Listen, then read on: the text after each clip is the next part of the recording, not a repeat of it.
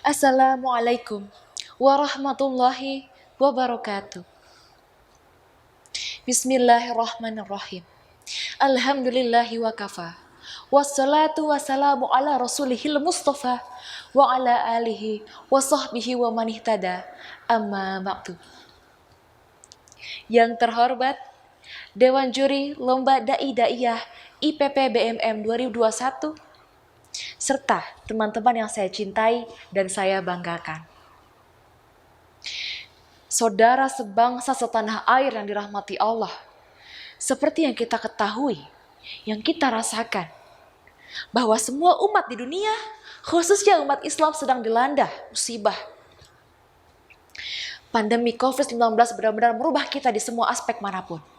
Ekonomi, politik, sosial, budaya, keagamaan, serta pendidikan. Kita harus memahami bahwa apa yang terjadi yang menimpa penduduk bumi ini ialah salah satu paket dari penciptaan alam semesta itu sendiri. Tapi ingat, Allah berfirman dalam surat At-Taghabun ayat 11. A'udzubillahi minasyaitonirrajim. Bismillahirrahmanirrahim. Ma asaba min musibah illa biiznillah wa yu'min billahi yahdi qalbah wallahu ala kulli syai'in alim. Tidak ada suatu musibah yang menimpa umat manusia kecuali dengan izin Allah. Dan barang siapa yang beriman kepada Allah, niscaya dia akan diberi petunjuk kepada hatinya. Dan Allah Maha mengetahui segala sesuatu. Pemirsa yang dirahmati Allah, walaupun kita kesulitan untuk bersosialisasi, beribadah, untuk bekerja, semua serba virtual dan dibatasi, masih ada satu hal yang patut kita syukuri di tengah situasi sulit seperti ini. Kita masih merasakan terjaganya iklim solidaritas yang terus tumbuh di tengah-tengah masyarakat.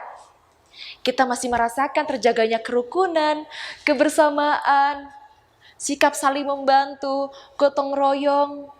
Dan itu terjadi karena pondasi wasatiyah yang telah terjaga di tengah-tengah umat Islam di Indonesia. Berkembangnya Islam wasatiyah tidak terlepas dari banyaknya penyelewengan yang telah hadir di ajaran-ajaran Islam. Seperti zaman dahulu, terdapat pemikiran bahwa Islam ialah al-khawarij al-judud, Islam yang konstan, tidak menerima perubahan, yang menimbulkan kesan-kesan negatif dan memunculkan stigma negatif bahwa Islam itu ialah intoleran, keras, tertutup, dan tidak humanis. Terdapat juga suatu pemikiran, yaitu Islam liberal, yang menyatakan bahwa Islam bisa cair terhadap semua perkembangan zaman, yang akan menentukan nilai-nilai akidah dalam Al-Quran dan Al-Hadis. Oleh karena itu, Islam wasatiyah hadir sebagai jalan, sebagai pedoman, sebagai konsep berkehidupan yang adil serta moderat. Islam yang mampu menerima semua perkembangan zaman tanpa menghilangkan unsur-unsur Al-Quran dan Al-Hadis. Islam wasatiyah dapat menjadi jalan untuk terciptanya ukhuwah Islamiyah, ukhuwah basyariyah, serta ukhuwah wataniyah. Islam wasatiyah juga telah ada sejak zaman dahulu. Karena Islam wasatiyah mampu menghadirkan rasa keadilan untuk setiap permasalahan-permasalahan yang muncul dengan penyelesaian yang baik. Hasan al-Banna, Abu Zahroh, Syekh Muhammad al-Madani, dan Muhammad al-Ghazali merupakan sebagian kecil ulama yang menerapkan dan mengimplementasikan ajaran Islam yang wasaton. Kata wasaton terdapat dalam surat Al-Baqarah ayat 143. Dan demikian, kami menjadikan kalian umat Islam sebagai umat tawasato, umat pertengahan, agar kalian menjadi saksi atas perbuatan manusia dan Rasul menjadi saksi atas perbuatan kalian. Hadirin yang dirahmati Allah, Islam wasatiyah perlu dijadikan pedoman kehidupan dalam kehidupan berbangsa dan bernegara. Karena umat manusia diperintahkan untuk membangun dan memakmurkan bumi ini. Dan Islam wasatiyah pun relevan sekali diterapkan di kehidupan COVID-19 seperti ini.